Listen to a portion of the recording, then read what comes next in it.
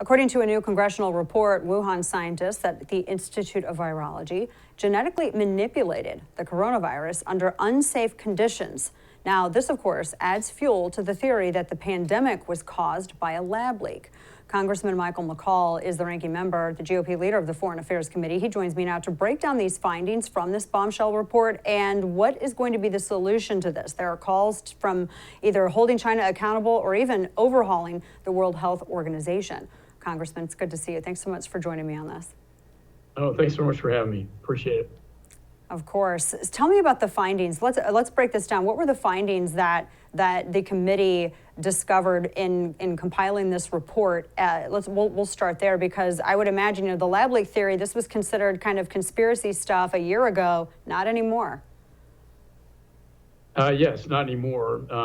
What we found was the extent of the cover-up was massive. We think that the outbreak was occurring probably in September.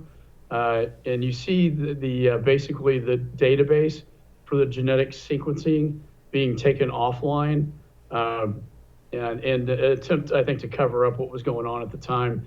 The actual Wuhan lab director had warned about safety conditions, Chinese CDC, our own State Department cables. And then you have the head of the PLA military who's in charge of chem bio coming in and taking over the lab facility itself.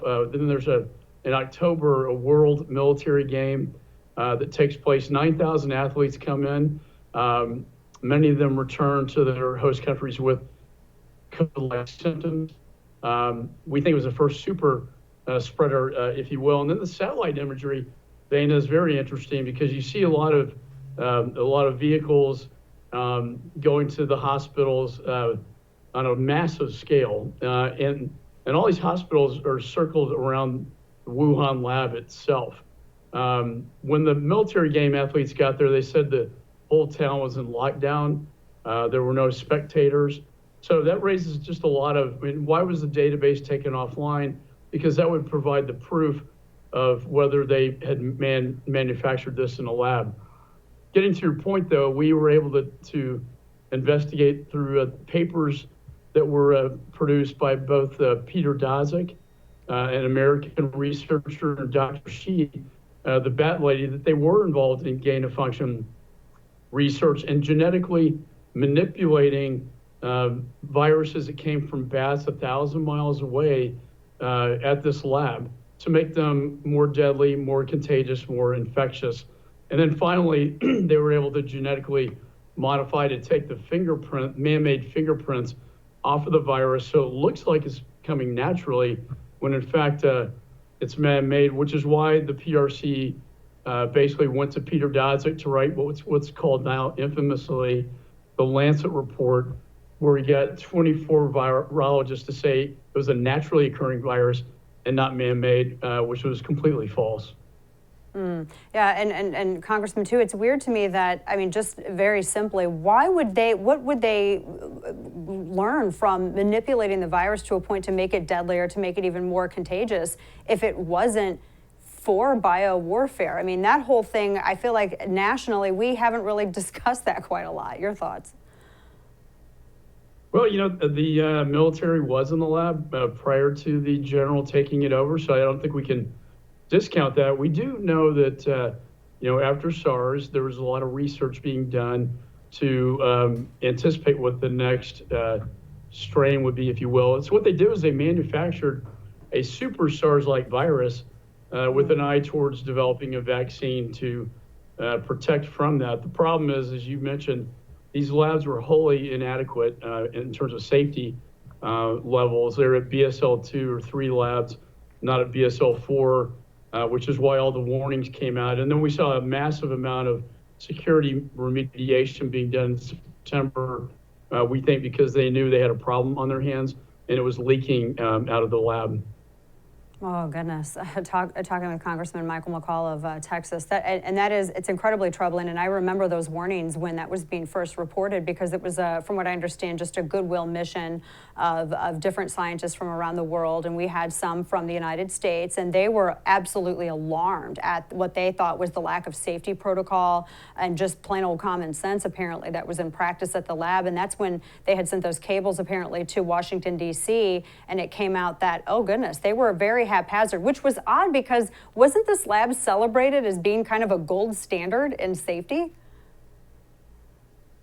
Yeah, in some ways it was, and SARS is out of China, but obviously the safety standards were not adequate. The protocols were not being followed, and I think the most disturbing thing, Dana, is that you got NIH funding at taxpayer expense going into this genetic manipulation, which these papers demonstrate and prove was actually happening, at this lab. I think Dr. Peter Daszak needs to come before Congress and testify. I think Dr. Fauci needs to explain why these grants were being approved, knowing that it was going towards gain of function and genetic manipulation of the virus.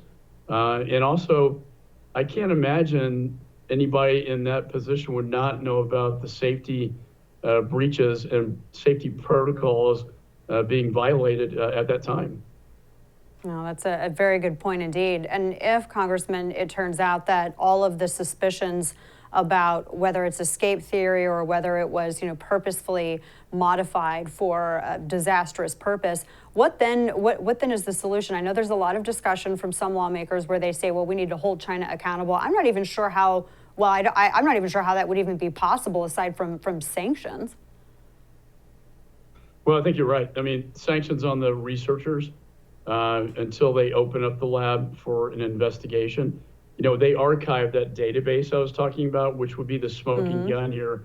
If we could tie that database that was taken offline to COVID-19, you would have direct evidence, direct proof. But to your point, I don't see the Chinese Communist Party complying with any investigation, and certainly the WHO had no success. Of course, they're led by Tedros, who's a puppet of President Xi as well. And so, but I do think those involved, whether it be Daszak or, people at NIH who gave the money to the lab, that we need an investigation.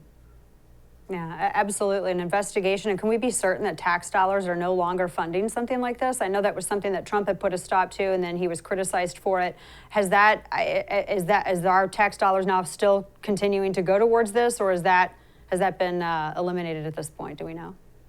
Well, Peter Daszak got a grant from the Department of Defense in July. Just last month. We don't know what he's. We're investigating that right now. I think we absolutely have to stop taxpayer dollars from going into anything like this. And to your point, it violated NIH policy, funding gain of function research, and somehow that was violated. And until it was called to the president's attention, part because my office was investigating it, did it stop? And when I tell my constituents that their money went into a lab that created this pandemic,